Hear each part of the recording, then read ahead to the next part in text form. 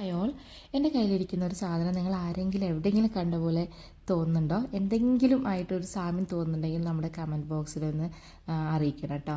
ഇത് എനിക്ക് ആദ്യം തോന്നിയത് എന്തിൻ്റെയോ കൊമ്പാണെന്ന് തോന്നിയത്. എന്നാൽ ഇത് കൊമ്പും കല്ലും ഒന്നല്ല, ഇത് ഉണക്കമീനാണ് കേട്ടോ.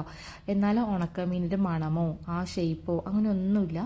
ഇത് നമ്മളുടെ നാട്ടിലും കിട്ടില്ല. ലക്ഷദ്വീപിൽ നിന്ന് വാപ്പി ഒരിക്കൽ ലക്ഷദ്വീപിൽ പോയപ്പോൾ കൊണ്ടുവന്നതാണ്. അവിടെ നിന്ന് ആൾ പറഞ്ഞ് ഇവിടെ കൊണ്ടുവരാൻ വാങ്ങിക്കാൻ ഇവിടെ ഒന്നുമില്ല, നിനക്ക് തന്നെ കുറച്ച് ഉണക്കമീൻ കൊണ്ടുവരാമെന്ന് പറഞ്ഞപ്പോൾ ഓക്കെ ഉണക്കമീനെങ്കിൽ ഉണക്കമീൻ എന്ന് പറഞ്ഞിട്ട് കൊണ്ടുവന്നതാണ് കേട്ടോ. കണ്ടപ്പോൾ ശരിക്കും ഇത് വേണ്ടായിരുന്നു എന്ന് തോന്നി. പക്ഷേ മെനക്കെട്ട് ഒരു ദിവസം ഉണ്ടാക്കിയപ്പോൾ ഭയങ്കര ടേസ്റ്റാണ് കേട്ടോ. അപ്പോൾ ഇതിൻ്റെ പേരറിയുന്ന ആൾക്കാർ താഴെ കമൻറ്റ് ചെയ്യണേ. അപ്പോൾ നമ്മളിത് എങ്ങനെ ഉണ്ടാക്കണമെന്നും കൂടി പറഞ്ഞു തരാം.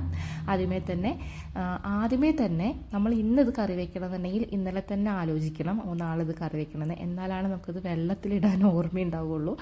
നമ്മൾ വെള്ളത്തിലിട്ട് നന്നായിട്ട് സമയമെടുത്ത് കുതിർത്തതിന് ശേഷമാണ് ഇത് കറി വയ്ക്കാൻ പറ്റുള്ളൂ കേട്ടോ.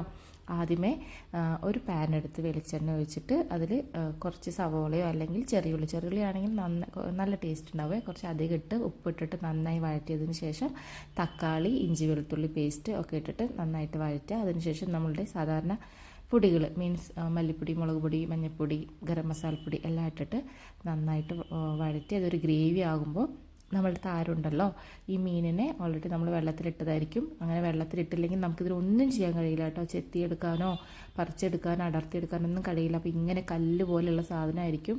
അതിനെ നമ്മൾ ചെത്തി എടുത്തിട്ട് വേണമെങ്കിൽ മിക്സിയിലിട്ടിട്ട് ഒന്ന് അടിക്കുക. അപ്പോൾ കുറച്ചുകൂടി ടേസ്റ്റ് കഴിക്കാനും നമുക്ക് എളുപ്പമായിരിക്കും. എന്നിട്ട് അതിനെ നമ്മൾ ഈ മിശ്രിതത്തിലേക്ക് ഇട്ടിട്ട് നന്നായി ഇളക്കി ഉപ്പൊക്കെ നോക്കിയിട്ട് ഒന്ന് അടച്ച് വെച്ച് വേവിക്കുക കേട്ടോ. ഭയങ്കര ടേസ്റ്റാണ്.